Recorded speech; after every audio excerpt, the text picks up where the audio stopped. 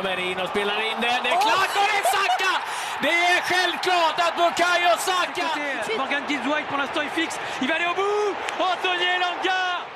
በእንግሊዝ ፕሪሚየር ሊግ 30ኛ ሳምንት ትላንትና በተደረጉ ጨዋታዎች አርሰናል ፉልሃምን ማሸነፍ ሲችል ማንቸስተር ዩናይትድ በኖቲንጋም ፎረስት ሽንፈት አስተናግዷል። በተከታታይ ጨዋታ በዚህ ዓመት አንድም አጋጣሚ ላይ ማሸነፍ ያልቻለበትን ጊዜ ቀጥሏል።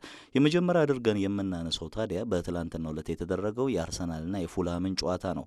አርሰናል ጨዋታውን 2-1 በሆነ ውጤት አሸንፏል። ታዲያ ጨዋታውን 2-1 ባሸነፈበት አጋጣሚ ቡካዮ ሳካ ከረጅም ጊዜ ጉዳቱ አገግሞ በተመለሰበት ጨዋታ ተቀይሮ በገባ በ7 ደቂቃ ልዩነቶች ውስጥ ግብ ማስቆጠር ችሏል። ሳካ መመለሱ አስፈላጊ በሚባል ሰዓት መሆኑ ለአርሰናል ደጋፊና እንዲሁም ደግሞ ለሚኬል አርቴታ እረፍትን የሚሰጥ እንደሆነ ማንሳት እንችላለን። ከኖቬምበር ወር ወዲህ ለመጀመሪያ ጊዜ ነው በፕሪሚየር ሊጉ በሜዳው ላይ ግብ ማስቆጠር የቻለበትን ጊዜ ማሳለፍ የቻለው። በግብ ማስቆጠር ረገድና የግብ ዕድሎችን በመፍጠር ረገድ የአርሰናል አስፈሪው ተጫዋች እንደሆነ ይታወቃል። በተለይም ደግሞ ሚኬል አርቴታ ከጉዳት መመለሱንና የፉላሙ ጨዋታ ላይ በቋሚነት ተሰልፎ ለመጫወት ዝግጁ መሆኑን ሲናገሩ አብዛኛው የአርሰናል ደጋፊ ትላንት ወደ ስቴዲየም የመጡበት ዋነኛው ምክንያትም የ23 ዓመቱ ወሳኝ ተጫዋቻቸው በቋሚነት እንደሚሰለፍ በማመን ነበር። ነገር ግን ተቀይሮ እንዲገባ ነበር ማድረግ የቻለው አሰልጣኝ ሚኬል አርቴታ። ይህም የጠቀማቸው ይመስላል። በተለይ ከፊት ለፊት በአውሮፓ ሻምፒዮንስ ሊግ ከሪያል ማድሪድ ጋር ላለባቸው ጨዋታ የሳካ በሙሉ ፊትነሱ ላይ መገኘት አስፈላጊነቱ ላቅ ያለ እንደሆነ ይታወቃል። ምናልባት ለአርሰናል ጠፍቶ የነበረውን ያንን መንፈስ የቡድን የማሸነፍ መንፈስን መመለስ የሚችል አዲስ አየርን እንዲነፍስ ምክንያት የሚሆን ተጫዋች ሊሆን እንደሚችል ብዙዎች እያነሱ ነው የሚገኘው። የቡካዮ ሳካ ትላንትና መመለስ ለሚኬል አርቴታ ወሳኙ ጉዳይ ይመስላል። በጨዋታው እንግዲህ ድል ማድረግ የቻሉበትን እለት ማሳለፍ ነው እየቻሉት። ሌላኛው ግን ለአርሰናል አስጨናቂ የነበረው ነገር የጋብሪኤል ማጋሌሽ ጉዳት አስተናግዶ ከጨዋታው ተቀይሮ መውጣቱ ነው። 27 ዓመቱ ላይ ይገኛል ጋብሪኤል ማጋሌሽ። በዚህ ዓመት ምናልባት ከአርሰናል ተከላካዮች የተሻለውን የውድድር ዘመን እያሳለፈ ያለው እሱ ነው። በቆሙ ኳሶች አጠቃቀሙ፣ በመከላከል ሂደቱ በብዙ መንገድ አስፈላጊው ተጫዋች ነው። ገና በ16ኛው ደቂቃ ላይ ነው ጉዳት አስተናግዶ የወጣው። የጋብሪኤል ጉዳት ለረጅም ጊዜ የሚያቆየው እንዳይሆን ስጋት አለ። በተለይ ከማድሪዱ ጨዋታ በፊት መፈጠሩ ይህንን ነገር በአርሰናል ደጋፊዎች ዘንድ እንዲሁም ደግሞ ለሚኬል አርቴታ ትልቅ ራስ ምታትን መፍጠሩ የሚቀር አይደለም። ትላንትና ለአርሰናል ቀሪዋን ግብ ማስቆጠር የቻለው ሚኬል ሜሪኖ ነበረ። ኳሱ ሊድን የሚችልበት እድል ነበረው፣ ግን ዲፍሌክሽን እንደነበረው ስንመለከት ነበረ። የሜሪኖ ጎሎች በተለይ ቡድኑ በማጥቃት ክፍሉ ላይ በሳሳበት በዚህ አጋጣሚ በተለይ እንደ ካይ ሃቨርትዝ እንደ ጋብሪኤል ጀሱስ ያሉ ተጫዋቾች በጉዳት ከቡድኑ ውጭ በሆኑበት በዚህ ሰዓት ግብ ማስቆጠር መቻሉ ለአርሰናል እፎይታን መስጠት የቻለ እንደሆነ ማንሳት እንችላለን። ትናንትና ኤታን ንዋኔሪም በመልካም ጎኑ የሚነሳ እንቅስቃሴን ማሳየት እንደቻለ የተመለከትንበት ጨዋታ ነበር። ለሁሉም አርሰናል በሊቨርፑል ላይ የመጨረሻ የሚባለውን ተጽዕኖን ለማሳደር ጥረት ያደረገበት ምሽት ሆኖ አልፏል። ካለፉት 4 ጨዋታዎች በኋላም ለመጀመሪያ ጊዜ ፉልሃምን ማሸነፍ ችሏል። በእርግጥ በሜዳው የትላንቱን ጨዋታ ጨምሮ ባለፉት 32 ጨዋታ ምንም አይነት ሽንፈት ያላስተናገደበት ሆኖ ቀጥሏል። ከአንድ ቡድን ጋር በፕሪሚየር ሊጉ ይሄን ያህል ጨዋታዎችን ሳይሸነፍ እየተጓዘ ያለው ቡድን ይሄው ቡድን እንደሆነ ማንሳት የሚኖርብን ይሆናል። ሌላኛው ትላንትና የተደረገው ጨዋታ ኖቲንጋም ፎረስትን ከማንቸስተር ዩናይትድ የሚያገናኘው ጨዋታ ነበር። ይህ ጨዋታ በኖቲንጋም ፎረስት 1-2 አሸናፊነት ተጠናቋል። አንቶኒ ኢላንጋ ገና በ6 ደቂቃዎች ነበረ ጎሉን ማስቆጠር የቻለው። ለማንቸስተር ዩናይትድ በመልካም ጎኑ የሚነሳ አልነበረም። ምክንያቱም የመጀመሪያውን የማዕዘን ምት ካገኙ በኋላ ማንቸስተር ዩናይትዶች በሙሉ ወደ ላይኛው ሜዳ በመጠጋት ግቡን ለማስቆጠር የፈለጉ ይመስሉ ነበር። ምክንያቱም አብዛኞቹ ተጫዋቾች ከራሳቸው ሜዳ ርቀው ስለነበረ ኳሱ ከብሩኖ ፈርናንዴዝ እግር ከወጣ በኋላ ሪያን ያቴስ ኳሱን ገጨ። ያቴስ ከገጨ በኋላ እንግዲህ ኳሱ በቀጥታ ኢላንጋ እግር ላይ ነበር መድረስ የቻለው። ኳሱ ከኮርና ከተመታበትና ያቴስ ጋር እስከደረሰበት ጊዜ ድረስ ወይም ደግሞ ኢላንጋ ጋር እስኪደርስ ድረስ በአጠቃላይ የፈጀው እስከ ጎሉ ድረስ 16 ሰከንድ ነው። ከኢላንጋ እግር ጀምሮ ደግሞ ከተመለከትነው ኢላንጋ ኳሱን መግፋት ከጀመረበት ጀምሮ ግቡን እስኪያስቆጥር የፈጀበት 9 ሰከንድ ሲሆን 85 ሜትሮችን ያቋረጠበት 7 ጊዜ ኳሱን መንካት የቻለበትና ግቡን ማስቆጠር የቻለበት ነበር። በተለይ ፓትሪክ ዶርጉንና ጋርናቾን ጥሎ ለማለፍ የመጀመሪያዎቹ 2 ተቾቹ በቂ እንደነበሩ ስንመለከት ነበር። ኋላ ላይ ናውሳይር ማዝራዊን ነበር ማግኘት የቻለው። በዚህ አጋጣሚ ግቡን ከማስቆጠሩ ጋር በተያያዘ ለአሰልጣኝ ሩበን አሞሪም የቀጣይ ቡድን ግንባታ አስፈላጊ የሆነ ኤሌመንት ሊሰጥ ይችላል ተብሎ ይታመናል የኢላንጋ ጎል። ምክንያቱ ደግሞ በተለይ በስፖርቲንግ ሊዝበን በነበሩ ጊዜ የእሳቸው ቡድን በቁመት ዘለግ ያለ ከዛ ባለፈ ስፕሪንተሮች የሚበዙበት እነዚህ ቺን ኪከር ተብለው የሚጠሩ ወይም ደግሞ የተጫዋቾችን ስፕሪንት ማድረጊያዎች ለመምታት የማይቸገሩና ኳሱን የማጥቃት እንቅስቃሴውን ለማቋረጥ የማይቸገሩ ተጫዋቾች የሚበዙበት እንደመሆኑ መጠን በቀጣይ ምናልባት ቡድኑ እንዲህ አይነት ተጫዋቾችን በክረምቱ የዝውውር መስኮት ለማስፈረም ሊያስገድደው እንደሚችል ነው ብዙዎች እያነሱ የሚገኘው። ለስዊድናዊ ተጫዋች 6ኛ የፕሪሚየር ሊግ ጎሉ ነው በዚህ ዓመት። ከዛ ባለፉት ሁለት ጨዋታዎች ደግሞ 3ኛ ጎሉን ማስቆጠር የቻለበት ነው። በኢፕስዊች ታውን ጨዋታ ላይም ግብ አስቆጥሮ መምጣቱ የሚዘነጋለም። ማንቸስተር ዩናይትድ ታዲያ በዚህ ዓመት በኖቲንጋም ፎረስት በሜዳውም ከሜዳውም ውጪ ሽንፈት ያስተናገደበት ሆኗል። በቀጣይ ምናልባት አሰልጣኙ እነዚህን ክፍተቶቻቸውን ይደፍናሉ የሚለውን አብረን የምንመለከት ይሆናል። ትናንት ከኢላንጋ ጎል በኋላ ዩናይትድ ኢላንጋን ለኖቲንጋም መሸጡ ልክ ነው ወይ የሚል ጥያቄ እየተነሳ ነው የሚገኘው። አሌሃንድሮ ጋርናቾ ያን ሁሉ ሜዳ ክፍል ካቋረጠ በኋላ ለምን ኳሱን ለማቋረጥ ተጫዋቹን አስቀድሞ መጣል አይችልም ወይ የሚል ጥያቄዎችን እያነሱ ያሉ አካላትም አሉ። ለሁሉም ማንቸስተር ዩናይትድ ተጨማሪ ዝውውሮችን እንደሚፈልግ የሚጠበቅ ነው የሚሆነው። ኖቲንጋም ፎረስትን ከተመለከትን ግን ኖቲንጋም ፎረስት በአማካይ እንግዲህ በአውሮፓ ሻምፒየንስ ሊግ የሚሳተፉ ቡድኖች ባለፉት 20 ሲዝኖች በአማካይ 63.4 ነጥብ ያስፈልጋቸዋል።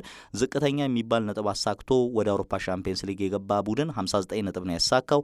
ከፍተኛው ነጥብ ደግሞ 70 ነበረ በ2013-14 እና 2016-17 ላይ የተፈጠሩ ናቸው። ታዲያ አሁን የኑኖ ኤስፒሪቶ ሳንቶ ቡድን 57 ነጥብ ላይ ደርሷል። 8 ጨዋታዎች ይቀራሉ። ስለዚህ ቴዎሬቲካሊ ይሄ ቡድን ከዚህ በኋላ 24 ነጥቦች ለማሳካት ወደ ሜዳ ይገባል። ነገር ግን ከነዛ ውስጥ ከፍተኛ የሚባል ነጥቦችን ይዞ ሊጨርስ የሚችልበትና በአውሮፓ ሻምፒዮንስ ሊግ ተሳታፊ ሊያደርገው የሚችል የደረጃ ቦታ ላይ ሊገኝ እንደሚችል ብዙዎች ያነሱ ነው የሚገኘው። የኖቲንጋም ፎረስት የዘንድሮ ሲዝን ግን አስደናቂ እንደሆነ ማንሳት የሚኖርብን ይሆናል። ከዛ ባለፈ ከማንቸስተር ዩናይትድ እና ከዚሁ ከኖቲንጋም ፎረስት ጋር በተያያዘ አንዳንድ ቁጥራዊ መረጃዎችን ስናነሳ ማንቸስተር ዩናይትድ በቅርብ ዓመታት ከዚህ ቡድን ጋር በሚያደርጋቸው ጨዋታዎች የተቸገረ ነው የሚገኘው። ባለፈው ዓመትም እዚሁ ሜዳ ላይ ሽንፈት አስተናግደዋል። ዘንድሮ በሜዳቸው ሽንፈት ማስተናገዳቸው የሚዘነጋለም።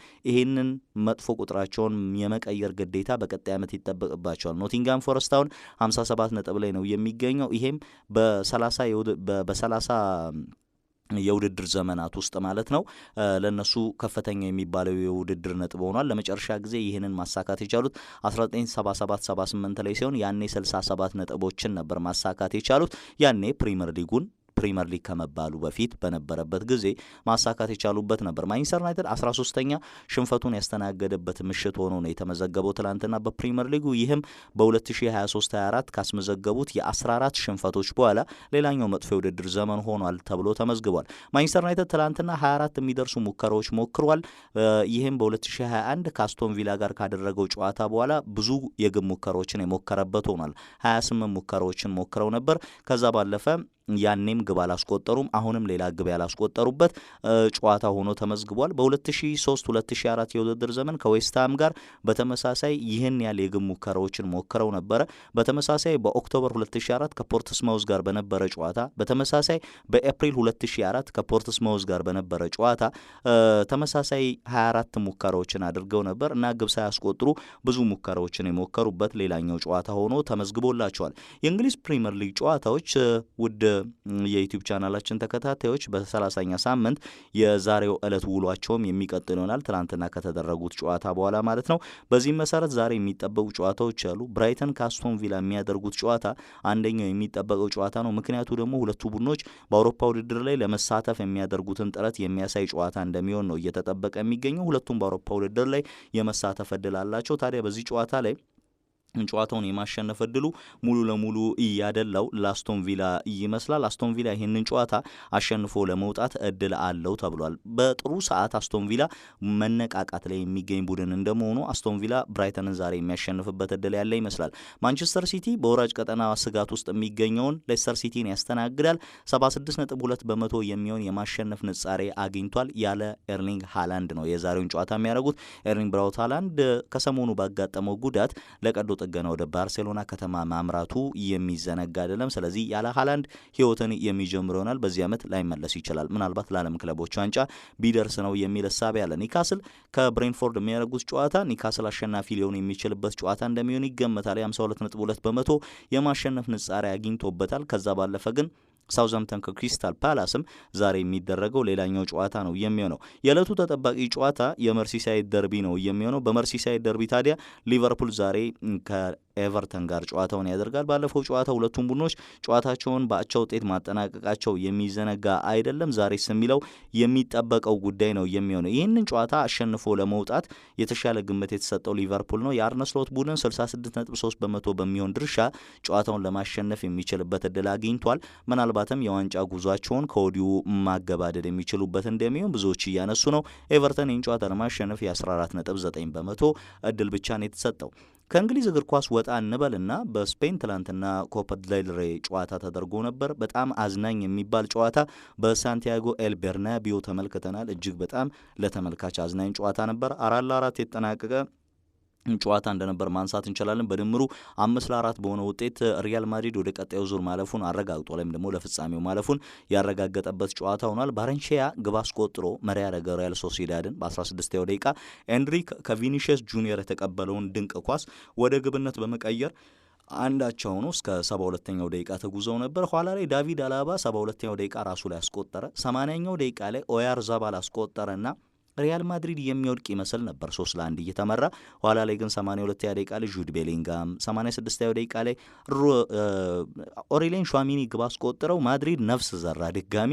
ነገር ግን ጨዋታው በዚህ አላበቃም። ሚኬል ኦያርዛባል 93ኛው ደቂቃ ላይ ሌላ ግብ አስቆጠረና ጨዋታው እንግዲህ በሪያል ሶሲዳድ 4-3 መሪነት ወደ ተጨማሪ ደቂቃ አመራ። በተመሳሳይ ውጤት ነጥብ ላይ ወይም ደግሞ በድምር ውጤት እኩል ስለነበሩ ማለት ነው። ከጭማሪ ደቂቃው ላይ ግን 30 ደቂቃ ጭማሪው ላይ ሩዲገር ያስቆጠራት የጭንቅላት ኳስ ሪያል ማድሪድን ለፍጻሜው ማሳለፍ ችላለች። ግን ለተመልካች እጅግ አዝናኝ ነበረ። 15 የሚደርሱ ኢላማቸውን የጠበቁ ሙከራዎችን የተመለከትንበት፣ በአጠቃላይ ከ30 ሙከራዎችን በላይ የተመለከትንበት ለየትኛውም ገለልተኛ ተመልካች አዝናኝ የነበረ ጨዋታ እንደነበር ማንሳት እንችላለን። ሪያል ማድሪድ ለፍጻሜ ማለፉን አረጋግጧል። ዛሬ በስፔን የኮፓ ዴል ሬይ ሁለተኛ ጨዋታ አትሌቲኮ ማድሪድ ከባርሴሎና ጨዋታቸውን ያደርጋሉ። የመጀመሪያው ጨዋታ 4-4 በሆነ ያቻ ውጤት የተጠናቀቀው።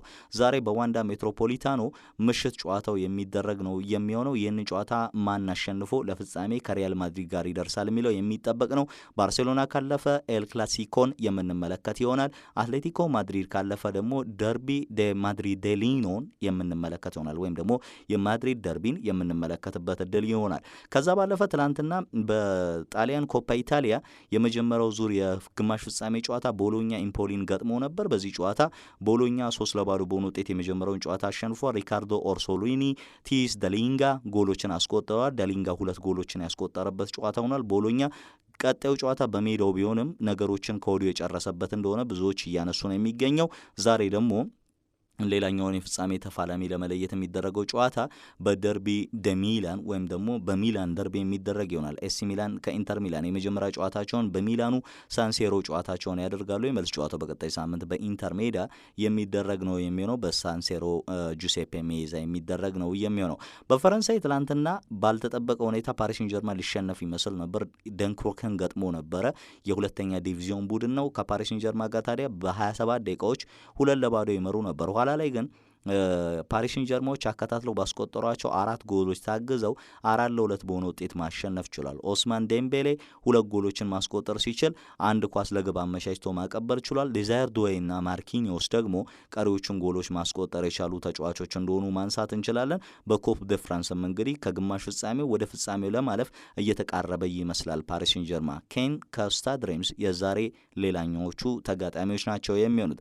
በጀርመን የዲኤፍቢ ፖካል የግማሽ ፍጻሜ ጨዋታ አርሜኒያ ቤሊፊልድ ከባየር ሊቨርኩሰን ጨዋታቸውን አድርገው ቤሊፊልዶች 2-1 አሸንፏል። የመጀመሪያውን ጨዋታ ማሪየስ ዎርል እና ማክሲሚሊያን ግሮበር ነበሩ ጎሎችን ማስቆጠር የቻሉት። ጆናታን ታህ ግብ አስቆጥሮ ሌቨርኩሰን ይመራ ነበር። ነገር ግን ጨዋታው በዛው አላለቀም። ኋላ ላይ ያልተጠበቀ ውጤት በአርሜኒያ ቤሌፊልድ በኩል የተመለከትንበት ሆኗል። በሌላኛው የዚሁ የጀርመን የዲኤፍቢ ፖካል ጨዋታ እንግዲህ ስቱትጋርት ከአርቢ ሌፕዚግ በግማሽ ፍጻሜው ዛሬ ይገናኛሉ። ሌላ ቆንጆ መርሃ ግብር እንደሚሆን ይጠበቃል። በሳምንቱ አጋማሽ ሁለቱም ቡድኖች በጀርመን ቡንደስሊጋ ተገናኝተው እንደነበረ ማንሳት እንችላለን። በዚህ ዓመት በተገናኙባቸው አጋጣሚዎች ታዲያ ስቱትጋርት በሁለቱም አጋጣሚዎች ማሸነፍ ችሏል። በአንዱ ጨዋታ 5-2 በሌላኛው ጨዋታ 2-1 በሆነ ውጤት አሸንፎ እንደነበር እናስታውሳለን። ባለፈው ዓመት ደግሞ አርቢ ሌፕዚግ 5-1 አሸንፏል። ዛሬስ የሚለው የሚጠበቅ ነው የሚሆነው። ለሁሉም ለዛሬ ያዘጋጀንላችሁ አጫጭር ከትላንትና ምሽት የእንግሊዝ ፕሪሚየር ሊግ እንዲሁም ደግሞ የስፔን ኮፕ ዴል ሬይ፣ የጣሊያን ኮፓ ኢታሊያ፣ የፈረንሳይ ኮፕ ዲ ፍራንስ እንዲሁም ደግሞ የጀርመን ዲኤፍቢ ፖካል ውጤቶችና ተያያዥ መረጃዎች ጋር ያዘጋጀንላችሁ መረጃዎች እነዚህን ይመስሉ ነበር። የዩቲዩብ ቻናላችንን አዲስ ለሆናችሁ ሁሉ ላይክ፣ ሼር፣ ሰብስክራይብ እንድታደርጉ ከወዲሁ ለመጋበዝ እየወደድኩኝ እኔ ቆይታዬን አበቃው። በሌሎች ፕሮግራሞች እንገናኛለን። መልካም ጊዜ ተመኘሁላችሁ። ሰላም።